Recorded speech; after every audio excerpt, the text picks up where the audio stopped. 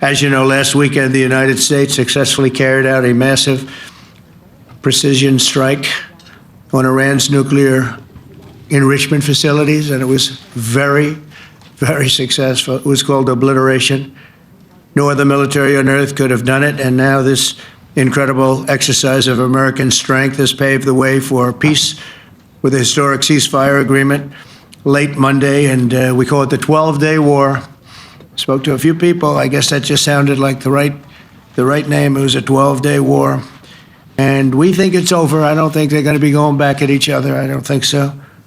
Not only have we dealt decisively with the critical threat of Iran's nuclear program, which was what I wanted. I said, Iran cannot have a nuclear weapon. I've said that for 15 years, long before I decided to do the political thing.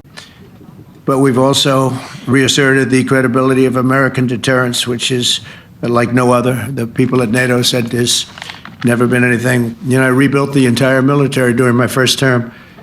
And we have a great military. We have great generals. I got to know the good ones and the bad ones. We kept the good ones. Over the past 2 days, I was honored to participate in the NATO leaders meeting and also had extremely good individual discussions with the King and the Queen, Secretary General Rutte, and the Prime Minister. Great discussions.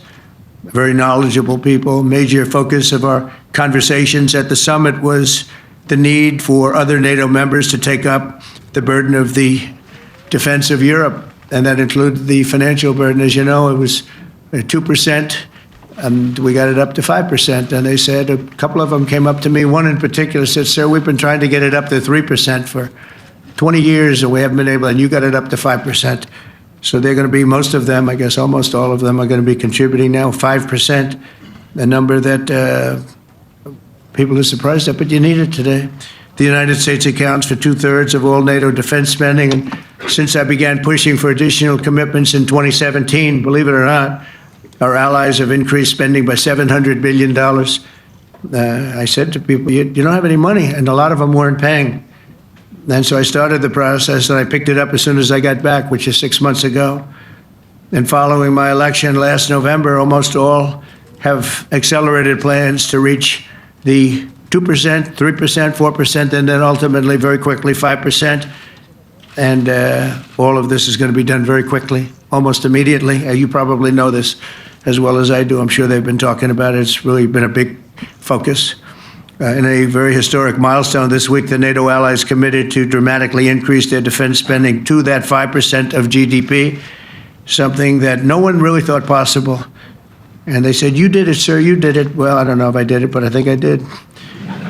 This will be known as the Hague Defense Commitment, which is pretty good, pretty appropriate. When the allies reach this number, it will add more than $1 trillion a year. Think of that, $1 trillion per year to our common defense. And this is a monument really to victory, but it's a monumental win for the United States, because we were carrying much more than our fair share. It was quite unfair, actually. But this is a big win for Europe and for actually Western civilization.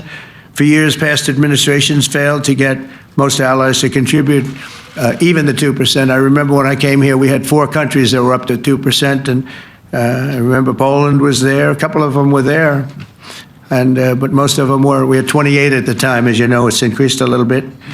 And they've agreed now to more than double their budgets in all cases.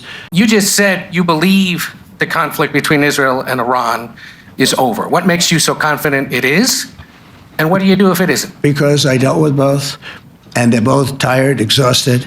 They fought very, very hard and very viciously, very violently, and they were both satisfied to go home and get out. And can it start again? I guess someday it can. It could maybe start soon. I think a big telltale sign was when, as you know, Iran somewhat, by not much, violated the ceasefire. And Israel had the planes going out that morning, and there were a lot of them, 52 of them. And I said, you got to get them back. And they brought them back. They didn't do anything. They brought them back. It was very good. I thought it was amazing, actually. They have fought a hell of a war. They fought very hard.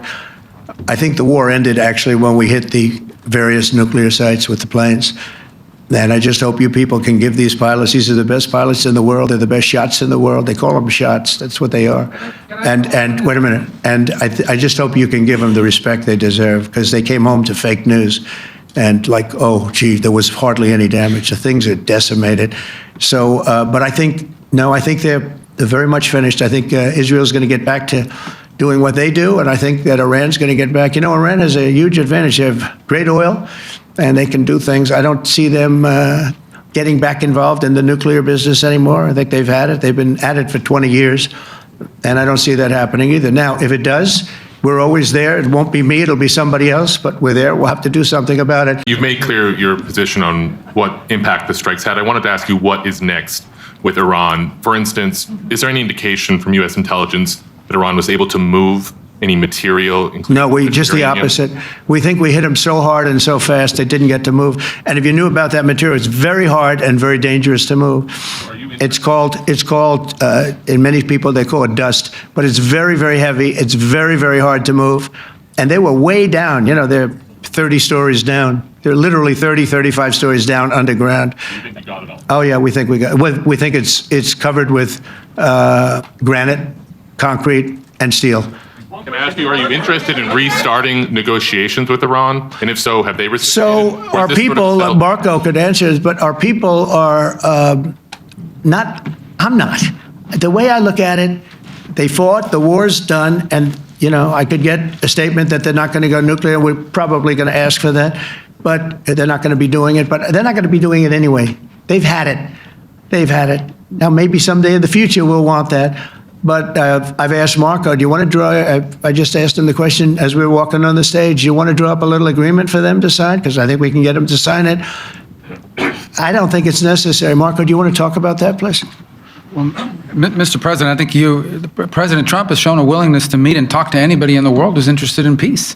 I don't know of any president that's been as willing as he has to meet with anyone and talk about peace. We'd love to have peaceful relations with any country in the world. And so obviously that'll depend on Iran's willingness not just to engage in peace, but to negotiate directly with the United States, not through some third country or fourth country process. But I know of no president, probably in our modern history, that's sought peace more than President Trump has.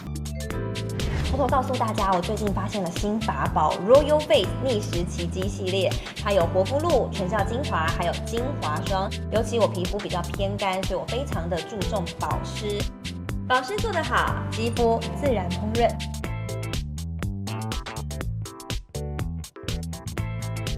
提亮肤色更年轻，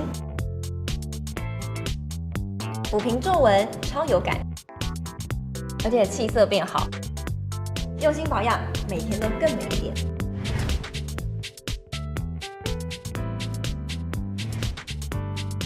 美吧。